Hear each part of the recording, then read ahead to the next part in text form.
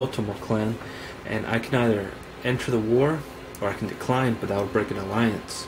And usually, if you decline and break the alliance, usually that cancels out your trade agreement, so you won't be making as much money. And if you want to rejoin them later, have another alliance with them, they'll usually be hesitant, you know. So I'm gonna go ahead and enter the war. So now you have two enemies. I have two enemies now, so not normally how I like to play, but I mean, you just gotta roll with it. And you're helping him at the cost of having better economy, right? So it evens out. Yeah. Oh, I'm talking about winter too, what you told me. Oh, right. Like, in this game, it's like Napoleon. Like, depending on where you're at and the season, like, I'll give you an example right here. You see the banner now, how it has the skull? That means they're susceptible to how you say, the weather. You know, it's not good to fight wars in the winter time, because they're taking on the elements as well as the enemy, and that'll basically deplete them, your units, and it also it'll make it harder to get a supply and numbers, you know, when they've been depleted.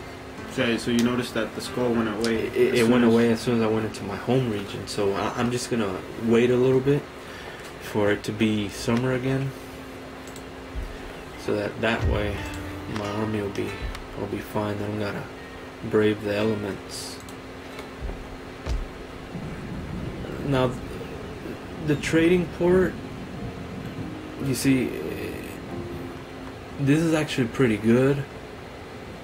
Since I like to build my economy, I built this first. I would build this first, but since I am in wartime, I think I'm gonna go ahead and work with the blacksmith, and I'll be offensive, so I'll build a weaponsmith.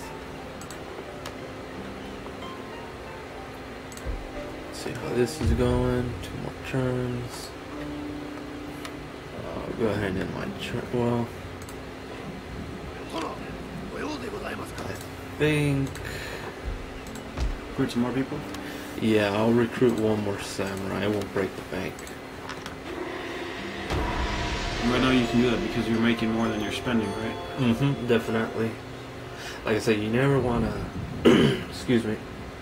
You never wanna have that number in the red and the negatives, because you know you'll just be debting yourself, and you won't be able to fight your wars and accomplish your missions.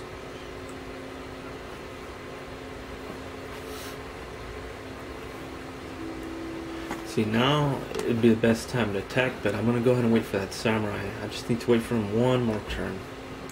Yeah, patience pays off, right? Oh yeah, definitely. This game is all about patience. And you see, it's important to research the technologies, because I can go build the next step farming, because I don't have this technology researched yet. Equal fields, same thing with roads. Todo Fuken. So, you know, that's over here. You learn Way of the Qi and you can build a market, which is going to help your economy. And then here's Todo Fuken. It shows you where you can build. And here's your Buddhist, your Zen teaching. I might go for this next turn, so this is already gonna be done. I'll go ahead and end this turn.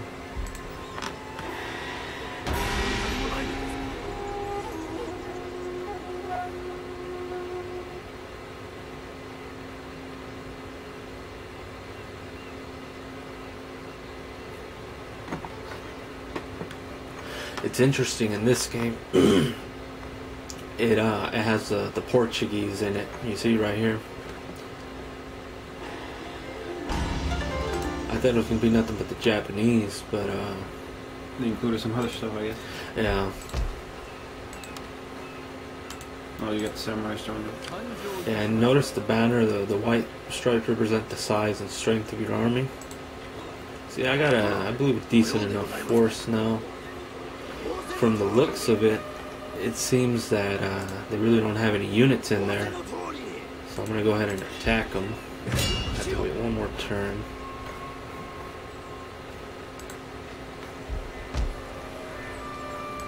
I'll wait off on that. Oh yeah. I'll go ahead and start on this, Way of the Qi. Get a little economy going. let's see, 875. You see the army upkeep now it's up to 926. I'm telling you, you gotta keep a good eye on that. You can always increase taxes, but you see, it'll piss off your population, so you might want to hold off on that.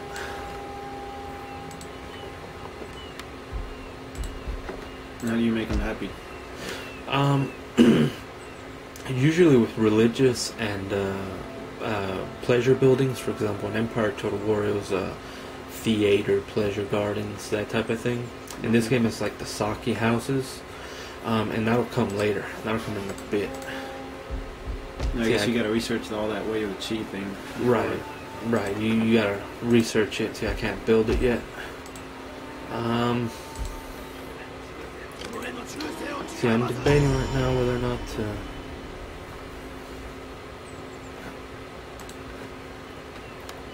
Let me see.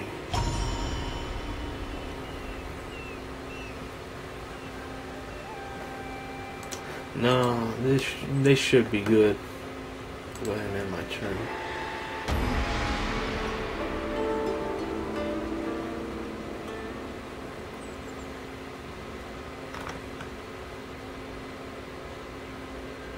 Look at that. That's some kind of.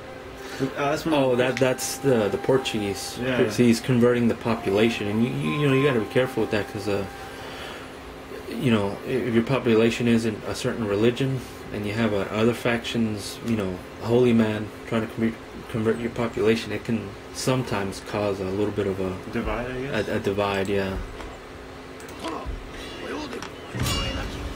You see, this bar right here is important to note. It's showing the strength of my force. The orange is my army, and the red is theirs. It's basically saying that I'm going to win.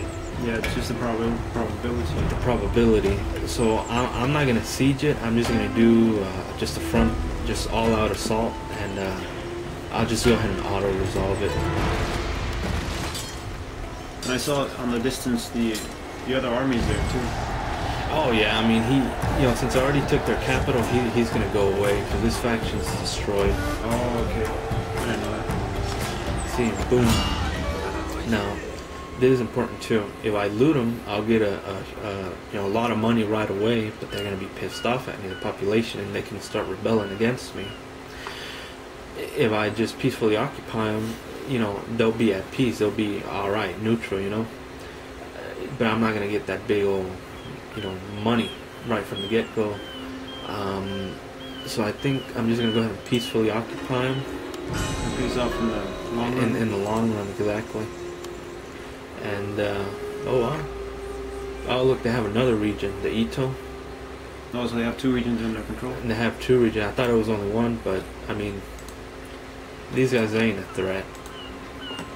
So here, just go ahead and repair the buildings you damaged. Now this is where we talked about keeping the population happy. Since I am in foreign lands, I'm gonna go ahead and build a sake den, because what this is gonna do is gonna get +2 to provincial happiness, a little bit of wealth, and it's gonna allow me to recruit ninjas, like spies and assassins basically.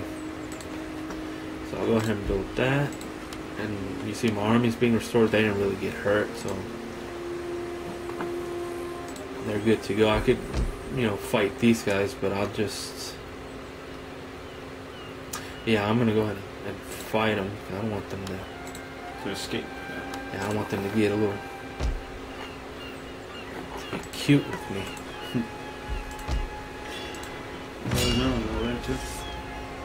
Alright, we're good. He's in the distance, so he ain't going to bother us. Again, I have a... The odds are in your favor. The odds are in my favor, so I'll just auto-resolve.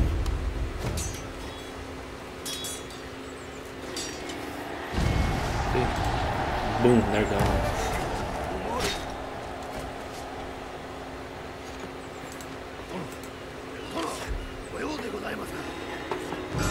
Oh yeah.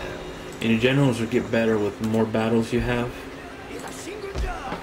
Now since there is another army over there, and it looks to be maybe about equal as me, I'll go ahead and get another samurai. And with that I'll go ahead and end my turn. Wait, okay, yeah.